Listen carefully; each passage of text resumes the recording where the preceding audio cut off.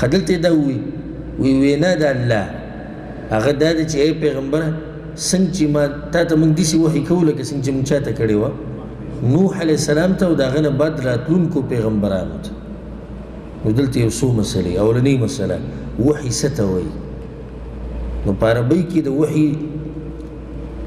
مطلب دی په لغت کې الاعلام خبر ورکول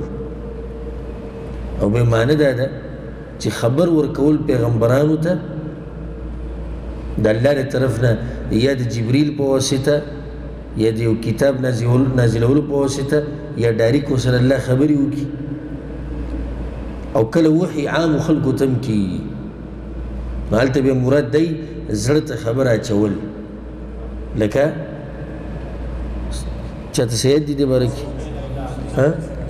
الله وایي ما د موسی علیه السلام مور ته اوحینا الی ام موسی د موسی علیه السلام مور ته موږ وحي کړی و هغه داسې وحي خو نه اوس چې پیغمبرانو ته کېږي ای مطلب څه دی زړه ته مو خبره واچول بل څه چاته یاد دي واوحى ربک الی النحل